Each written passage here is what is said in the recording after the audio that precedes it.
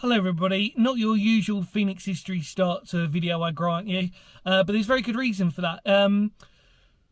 Today I've been given very special access to document these two caves that we're going to be exploring today. Now, although they are just caves and they might not be necessarily spectacular to look at, they are still important for a form of documentation because we are in Surrey, and Surrey is well known, or probably more famous for, underground history wise, for its mining past, which obviously I've not really covered properly on this channel as of to this date, although we've covered lots of kilns, etc, etc. In this instance we're covering two caves. Now there are more caves, but they're on the actual in the owner's house, or on the owner's actual garden slash house itself.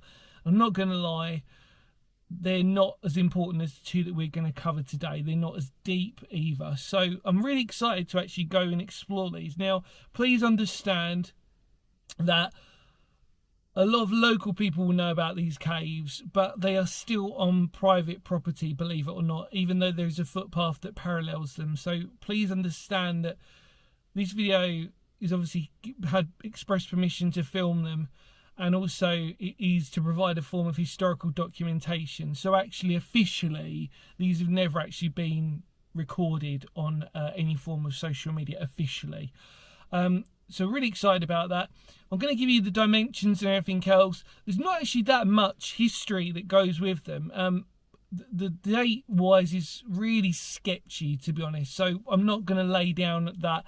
But what we will hopefully find is that we'll find some interesting graffiti, and then all we sort of need to do from that is really use the assumption that if we do find some really early graffiti, which I'm sure we will do, that we just predate that, and then we sort of say, well, roughly that's as early as that. And obviously there's a couple of clues. I'm not going to give too much away. There's a couple of clues that obviously they're slightly more modern in date. I say modern-ish in comparison to what we normally expect with caves.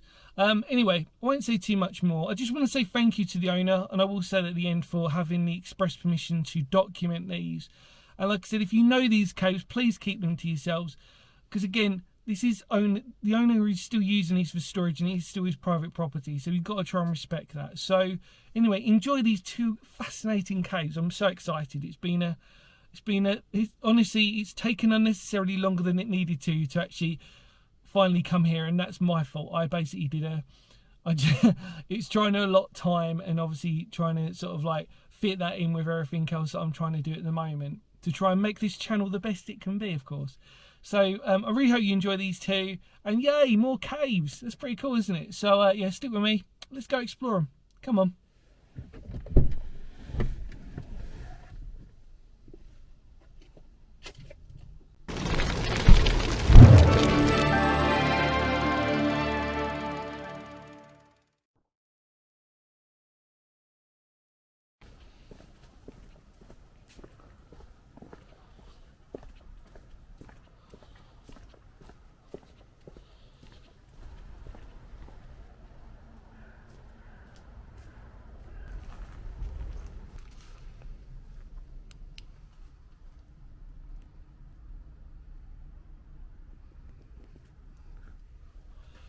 Oh, okay, so as mentioned, there are two caves on the outside of the house itself, and these ones obviously being used for storage. I want to make it very clear that the ones are actually in the owner's house, really tiny, literal just little caves. In fact, there's three of them, I think, but one of them he's using for his part of his garden features, and the other two are really shallow, so we're not going to be obviously covering those. But these two are incredible, covered in lichen, and they are significantly beautiful caves.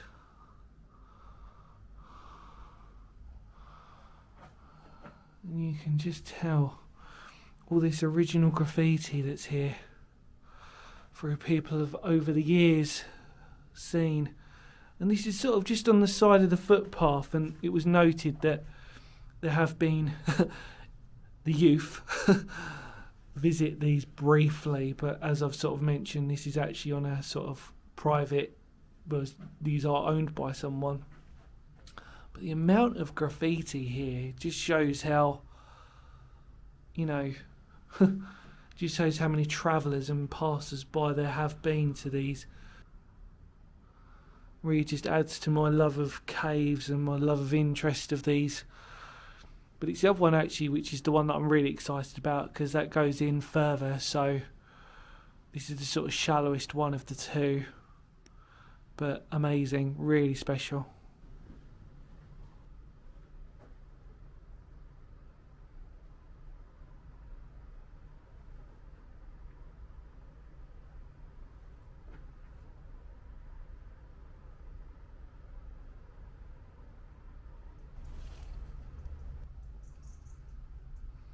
So you can see that there are just these tiny little recesses that have been dug within this, and obviously as nature's sort of slowly taking it over, it's just given this beautiful coloration.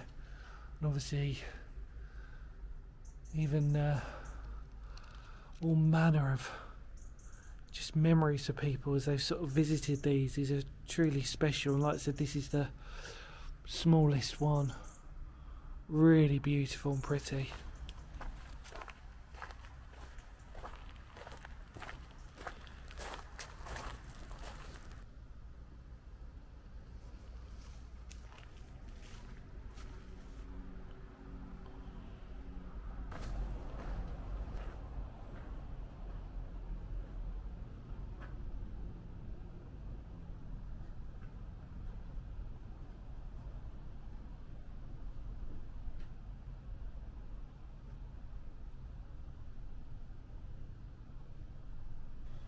Okay, so welcome to the second cave.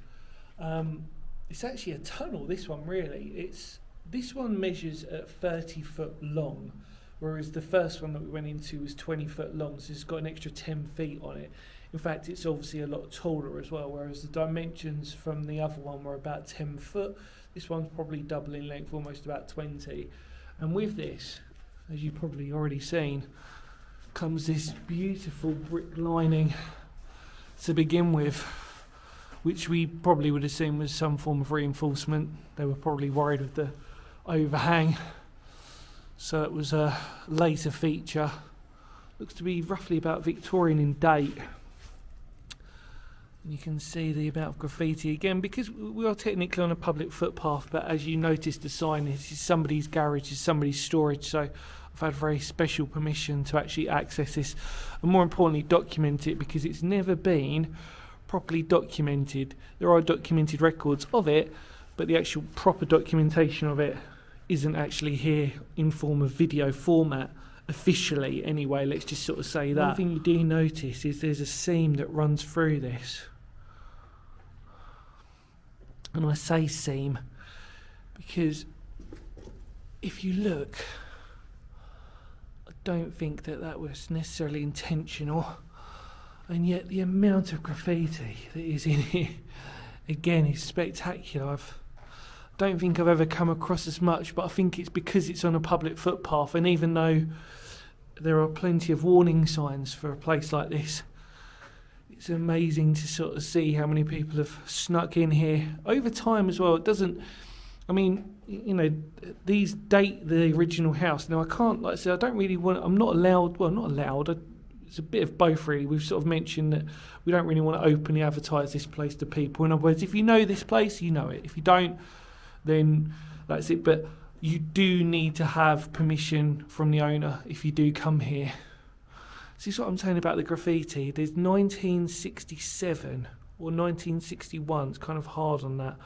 There's another one which dates to 1980 something. Looks like a 88, I want to say, roughly. Yeah, it's definitely a 1 because it's the same one up there.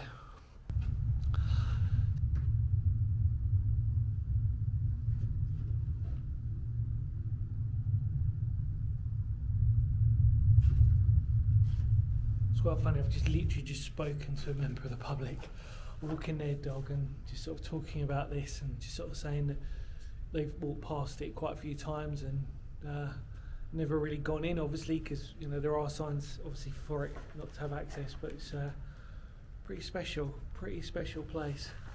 So what I wanted to talk about is you can see the brick lining within this, as we've spoken about. You can see how deep it goes in. So we've mentioned the dimensions of this place now. So obviously this one is around 30 foot long, whereas the next one was about 20 foot long, and obviously this one's double in height as well. So obviously it does drop to around 10 foot, just on the rim there, and then probably extends out a little bit longer. So roughly 15 to 20 foot high, whereas the other one was around 10 foot. I forgot to mention that when I was sort of doing the rounds on it, so it was my unprofessional nature of it. There you go. Always forget sometimes, don't we?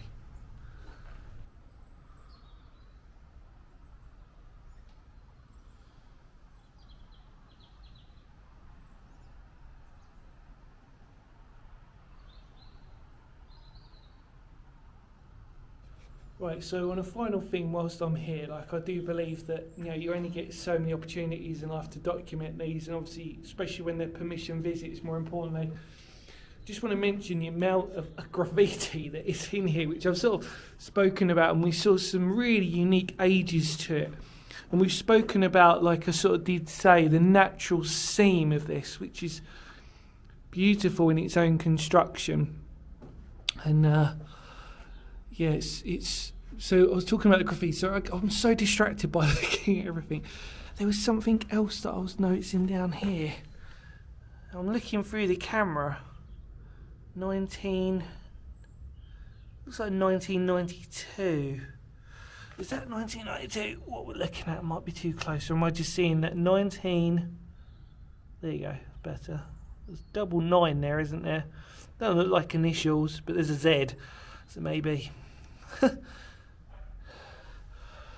But this is just spectacular. The amount of graffiti that is here really just blows your mind, and you just sort of see it, and because of the degradation of the lime, you can see how old these are, because obviously if they were new they'd stand out. So for example, this one is clearly more modern, and you can see the different coloration within that as it's been scratched into that surface. But all of these other ones, so there's another, looks like 1988 there. Again, you've got to forgive me on this, the dates are just literally what I'm looking for on the camera. It actually does look better as I look through the camera on these. But this one's got way more about it, and I think the reason, because it's more open for, as you walk by, you see it, and that's why there is a public notice to obviously not trespass. And you've got to respect that. You can see it from the outside, but obviously this is still someone's property at the end of the day. And as I've mentioned before in my videos many a time, I never break in, I never do anything like that. And if I have an opportunity to document something as special and as unique as this, especially in the Surrey area, as we know Surrey is very famous for its kilns, which I've covered a lot of, and obviously the huge mining industry that it had, which at some point I will probably cover, but obviously so many people have done that before. Like I said, on this channel we try to aim to make special and unique finds on here, and the fact that this has never been truly documented is a true honour. So there you go. Right, what I'm going to do is, for you amazingly lovely people out there, I'm going to end in the other one because it's slightly smaller and I think got its own unique charm to it, and I think we'll call it there. So yeah, take one more look. So like we said, obviously we've given you dimensions of them both. I mentioned that the brick on here, I've also mentioned in the owner's house they've got 3 other caves, but they are tiny, and like I said before, there's no, and I mean this, there was really no point to putting them in, because these 2 were labelled as being used as storage, historically used as storage, whereas the others were just clearly just rubbed out caves. Probably more just for the house itself, just as some folly-ishness, maybe. They're just too shallow when I saw them just to sort of have any sort of significant meaning. But there we go. Right, let's go and have a look at the smaller one final time. Come on then. Okay, so we're in a significantly smaller one. It's funny actually because this is labelled as being about 20 foot long. It just feels a lot smaller than that. In fact, it probably, I don't know, just feels a little bit smaller than that, but yeah.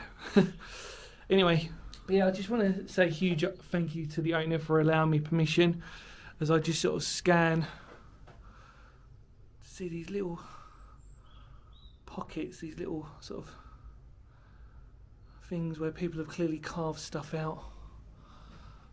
Very, very, very lucky to have the privilege to document this and to label it. Obviously, as you all know, I make my own little notes when I get back so that I can obviously document it for myself, so that when I get old and grey I can look back at the notes that I made, so that it can help form the historical preservation of important places like this, just in case something happens to them. So yeah, there you go, the hidden / secret caves in Surrey. If you know this place, please keep it to yourself. Obviously it's respect to the owner who owns these. Obviously, like I said, there is a public footpath that walks alongside it, so but stick to the path, please. There are notices obviously asking politely people not to come in. But yeah, huge thank you to the owner for allowing me to go into their storage grottos. Yeah, hopefully you really enjoyed this brief little mini videos. Like I said, I've got to keep it fairly secretive, which you can hopefully understand. So yeah, stay safe in your more words of Phoenix history, because history matters. Love to all of you out there, and I'll see y'all very soon. Ready? Come on in. Kapow. See ya.